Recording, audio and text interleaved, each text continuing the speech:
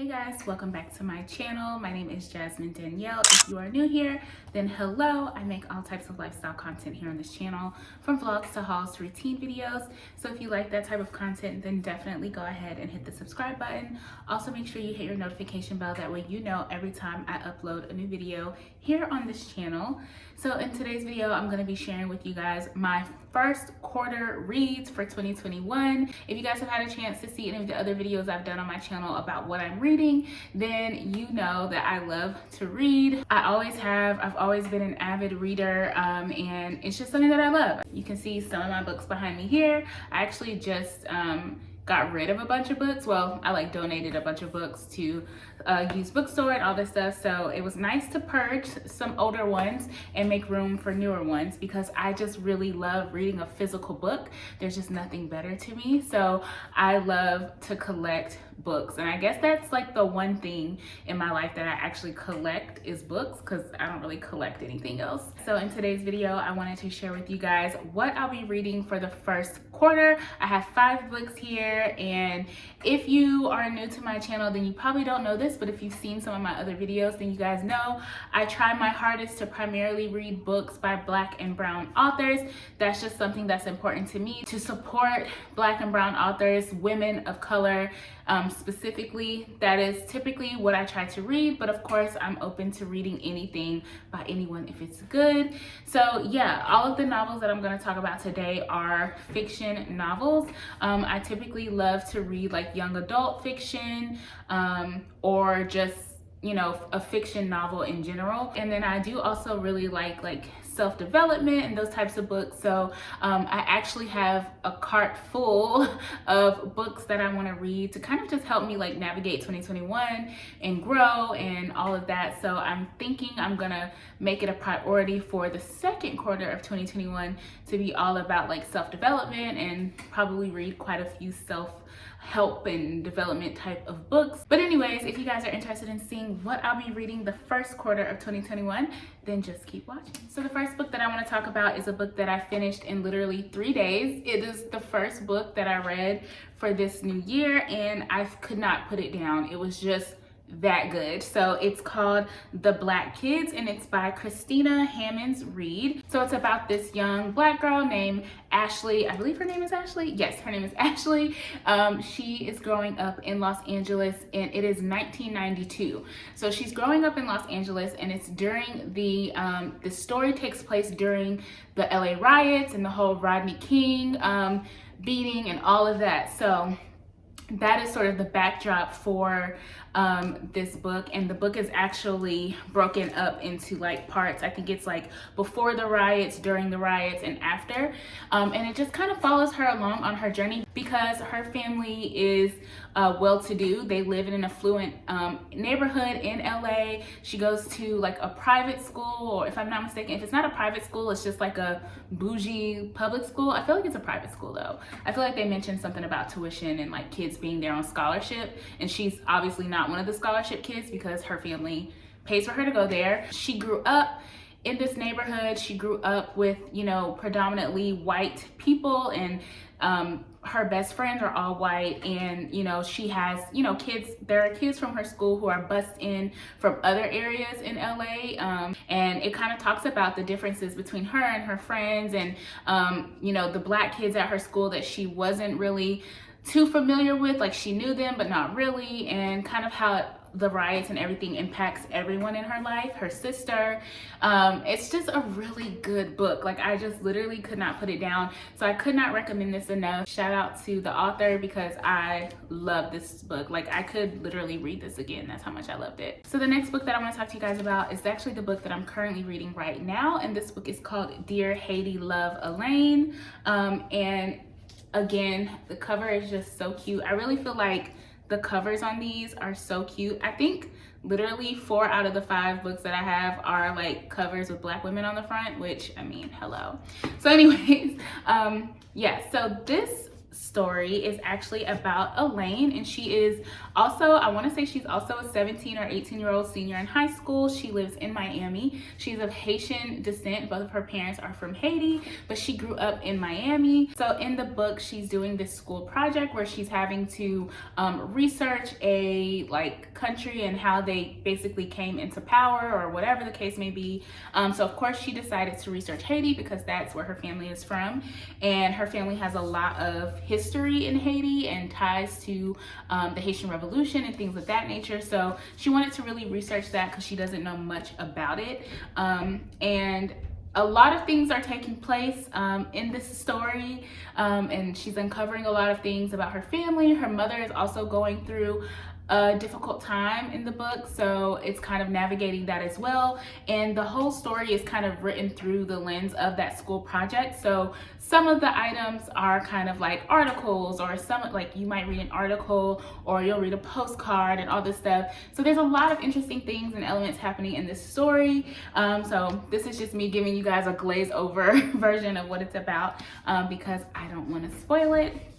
But oh, I guess I could read the inside. I forgot to do that with the first one, but I basically told you everything about that book without spoiling it. So the inside flap, I'll read this to you guys. It says, "You might ask the obvious question, what do I, a 17-year-old Haitian American from Miami with way too little life experience, have to say about anything? Actually, a lot.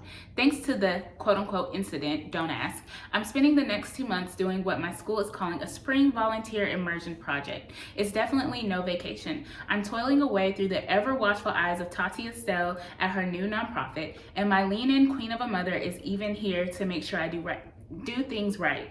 Or she might just be lying low to dodge the media sharks after a much more public incident of her own and to hide a rather devastating secret. All things considered, there are some pretty nice perks, like flirting with Tati's distractingly cute intern, getting actual FaceTime with my mom, and experiencing Haiti for the first time. I'm even exploring my family's history, which happens to be loaded with betrayal, superstitions, and possibly even a family curse. You know, typical drama, but it's nothing I can't handle."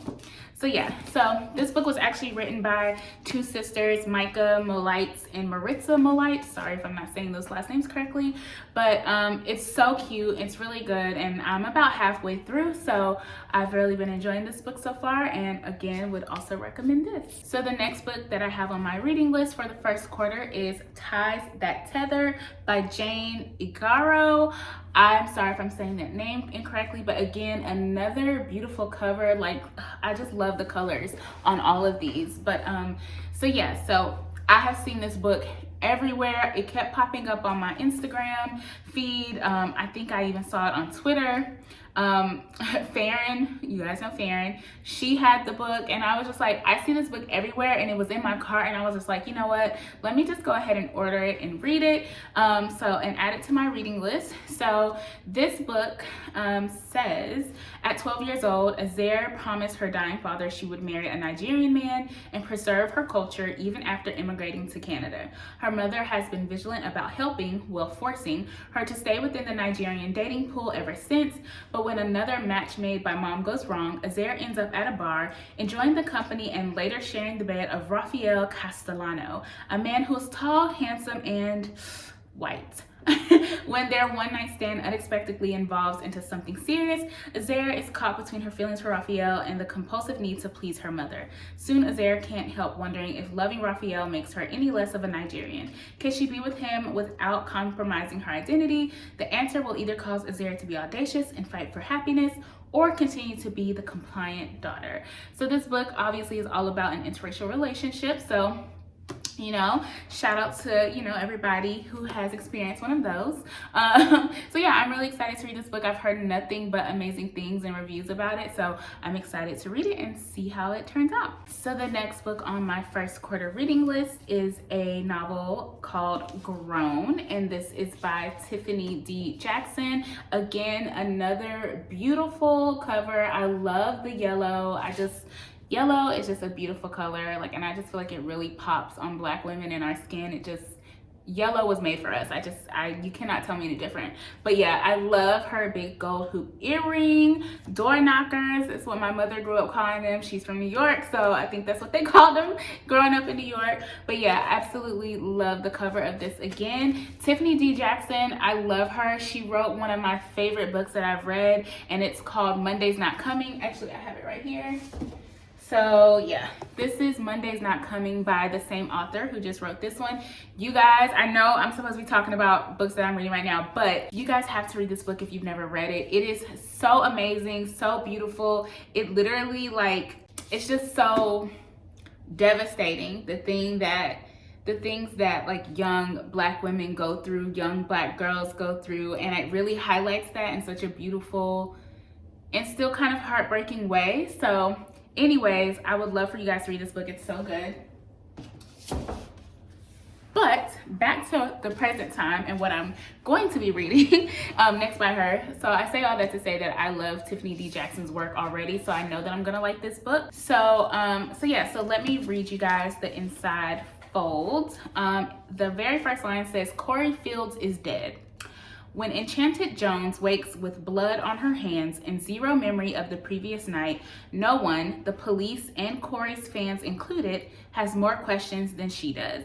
All she really knows is that this isn't how things are supposed to be. Corey was Enchanted's ticket to stardom. Before there was a dead body, Enchanted was an aspiring singer, struggling with her tight-knit family's recent move to the suburbs while trying to find her place as one of the few Black girls in high school. But then, legendary R&B artist Corey Fields spots her at an audition, and suddenly her dreams of being a professional singer takes flight. Enchanted is dazzled by Corey's luxurious life, but soon her dreams turn into a nightmare. Behind Corey's charm and star power lurks a dark side, one that wants to control every move with rage and consequences. Except now he's dead and the police are at the door. Who killed Corey Fields? All signs point to Enchanted. Award-winning author Tiffany D. Jackson delivers another riveting rip from the headlines mystery that exposes horrific secrets behind the limelight and the power of a young woman's voice. So already when I first read this, the inside fold, I was like, yo, this is giving me like R. Kelly vibes, you know, this is giving me all of that. Surviving R. Kelly, that's what it sounds like to me. So that made me really interested into reading it. So I'm very excited to see how this story unfolds and what happens. Yeah, I'm really excited to read this book. So if you've read it, don't, spoil it for me, but just let me know if you did enjoy this book. So yes. So the next book that I have, and I'm debating on if I'm going to actually hold off and read this during the second quarter or not, but I have it and I purchased it along with these books, so I wanted to go ahead and share it.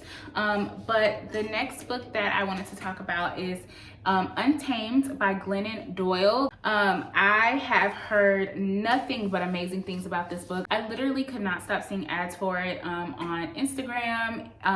Just so many people talking about how amazing it was. So I decided that I wanted to read it. So this is actually not a novel. If I'm not mistaken, this is a memoir.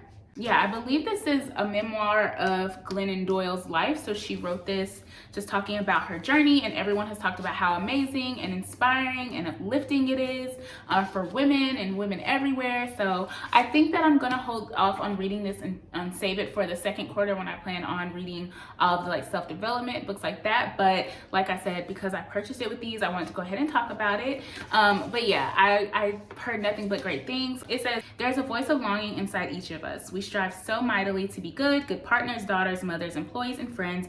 We hope all this striving will make us feel alive. Instead, it makes us feel weary, stuck, overwhelmed, and underwhelmed. We look at our lives and wonder, wasn't it all supposed to be more beautiful than this? We quickly silence that question, telling ourselves to be grateful, hiding our discontent even from ourselves. For many years, Glennon Doyle denied her own discontent. Then, while speaking at a conference, she looked at a woman across the room and fell instantly in love. 3 words flooded her mind. There she is. At first, Glennon assumed these words came to her from on high, but she then realized they had come to her from within. This was her own voice, the one she had buried beneath decades of numbing addictions, cultural conditioning, and institutional allegiances. This was the voice of the girl she had been before the world told her who to be.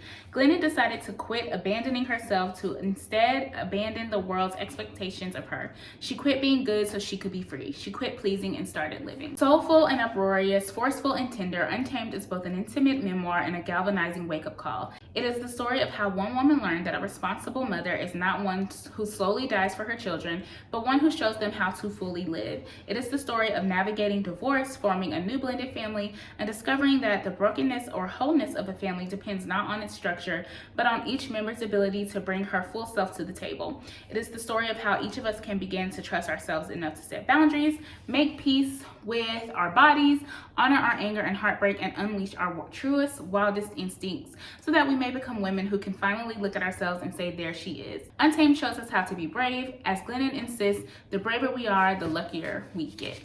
So yeah, again, it sounds like a really great read, really, like I said, uplifting, positive, and just really about pursuing, life with reckless abandon and living your best life and to being your true self. So I love that. So hopefully this will be really good. Like I said, I've heard nothing but great things, so I can only imagine that it's just as good as people say it is.